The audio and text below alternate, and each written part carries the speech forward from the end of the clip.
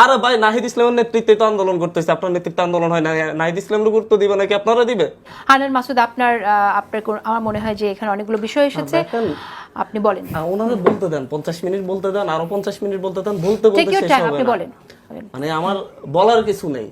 কথা হচ্ছে একজন সিনিয়র মানুষ আসছে, আগে ওনার নেতৃত্বে রাজনীতি করছি, কিন্তু এখন আনা হচ্ছে এনসিপির চাইতে 10 গুণ বড় বেশি দল, 5 গুণ বড় দল। গুরুত্ব তো আমরা পাইতেছি না, এনসিপির গুরুত্ব দিচ্ছে। আরে ভাই নাহিদ ইসলামের নেতৃত্বে তো আন্দোলন করতেছে, আপনার নেতৃত্বে আন্দোলন হয় না, নাহিদ ইসলামের গুরুত্ব দিবে নাকি আপনারা দিবে? আমার নেতৃত্বেই তো অসহযোগ আন্দোলন ঘোষণা করতেছে, আমার কথাই তো রাজপথে নামছে, আমারও গুরুত্ব দিবেন আপনারা দিবে? আপনি ঘোষণা দিতেন দেখি মানুষ নেমে রাজপথে ফাটাইয়ে ফেলতো কিনা। একেবারে ঝোলে পুরে সরকার হয়ে যাচ্ছে, অভ্যুত্থান এটা তাদের অধিকার ছিল না, আমাদের ভিতর থেকে যাই আলাদা দল করছে। কথা হচ্ছে এনসিপি এখন পর্যন্ত অভ্যুত্থানকে ধারণ করে।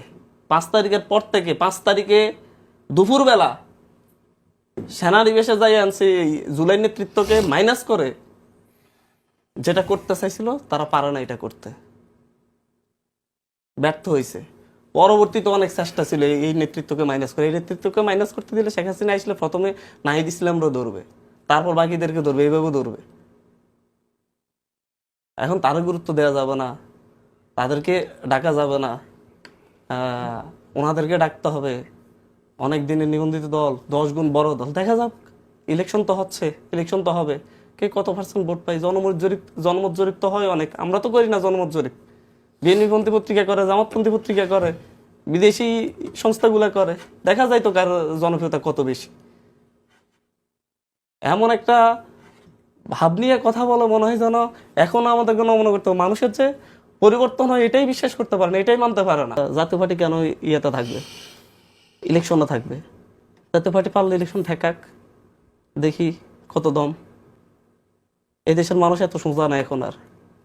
এই যে শামীম হায়দার পাটোয়ারি নামে একজন আছে, একবার হয়েছে রাতের ভোটের এমপি, আরেকবার হয়েছে বিনা প্রতিদ্বন্দ্বিতা এমপি, এখন উনি বড় সুশীল হয়েছে, মহাসচিব হইয়া।